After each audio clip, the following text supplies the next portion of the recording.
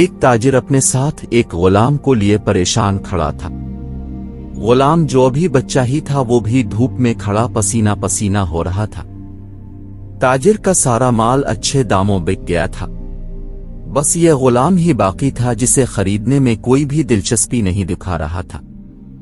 ताजिर सोच रहा था कि इस गुलाम को खरीद कर शायद इसने घाटे का सौदा किया है।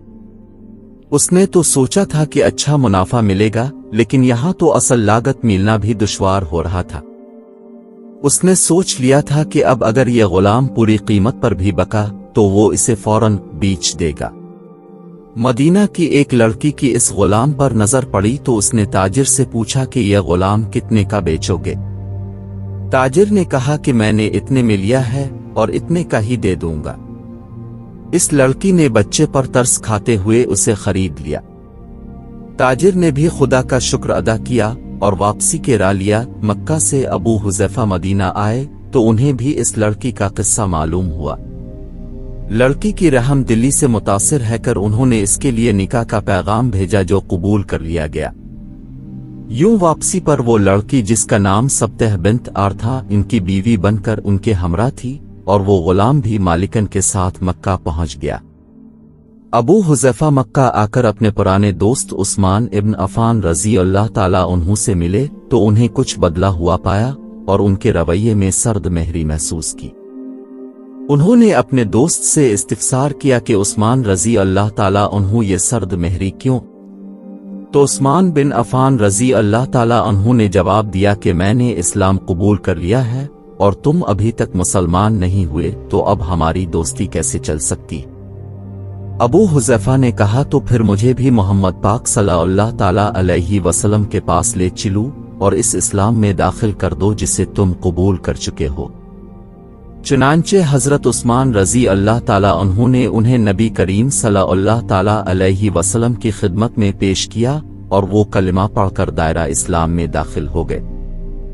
घर आकर उन्होंने अपनी बीवी और गुलाम को अपने मुसलमान होने का बताया तो उन दोनों ने भी कलमा पढ़ लिया। हजरत अबू हुज़ैफा रज़ी अल्लाह ताला अन्हु ने इस गुलाम से कहा कि चूंकि तुम भी मुसलमान हो गए हो इसलिए मैं अब तुम्हें गुलाम नहीं रख सकता, लिहाजा मेरी तरफ से अब तुम आजाद हो। गुलाम ने कहा आका मेरा अब इस दुनिया में आप दोनों के सिवा कोई नहीं है, आपने मुझे आजाद कर दिया तो मैं कहाँ जाऊंगा। हजरत अबू हुज़ैफा रज़ी अल्लाह ताला अन्हु ने इस गुलाम को अपना बेटा बना लिया और अपने पास ही रख लिया।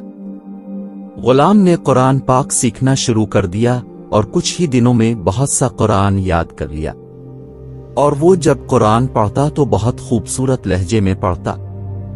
हिजरत के वक्त नबी करीम सल्लल्लाहु ताला अलैहि वालैहि वसहाबा वबारक वसल्लम से पहले जिन सहाबा कराम अलैहिम अल रिज़वान ने मदीना की तरफ हिजरत की, इनमें हजरत उमर फारूक रज़ी अल्लाह ताला अन्हु के साथ हजरत अबू हुज़ैफा रज़ी अल्लाह ताला अन्हु और इनका ये ले पालक बेटा भी था। मदीना पहुंचकर जब नमाज के लिए इमाम मुकर्रर करने का वक्त आया तो इस गुलाम की खूबसूरत तिलावत और सबसे ज्यादा कुरान हिफ्ज़ होने की वजह से उन्हें इमाम चुन लिया गया और उनकी इमामत में हजरत उमर रज़ी अल्लाह ताला अन्हु जैसे जलील अल क़द्र सहाबी रसूल भी नमाज अदा करते थे।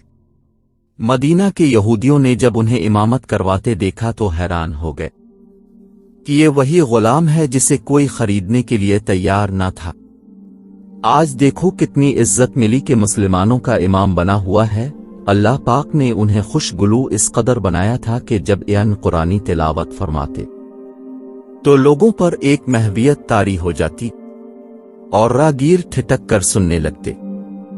एक दफा उम्मुल मोमिनीन हजरत आयशा सिद्दीका रज़ी अल्लाह ताला अन्हा को रसूल अल्लाह के पास हाजिर होने में देर हुई। अपने तवक्कुफ की वजह पूछी तो बोले कि एक कारी तिलावत कर रहा था, इसके सुनने में देर हो गई और खुश अलहान की इस कदर तारीफ की कि हजरत खुद चादर संभाले हुए बाहर तशरीफ ले आए। देखा तो वो बैठे तिलावत कर रहे हैं। अपने खुश है कर फरमाया अल्लाह पाक का शुक्र है कि उसने तुम्हारे जैसे शख्स को मेरी उम्मत में बनाया। क्या अब जानते हैं कि ये खुश किस्मत सहाबी रसूल कौन थे?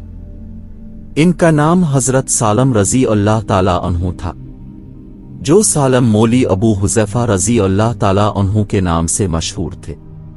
انہوں نے جنگ موتھا میں جام شہادت نوش کیا۔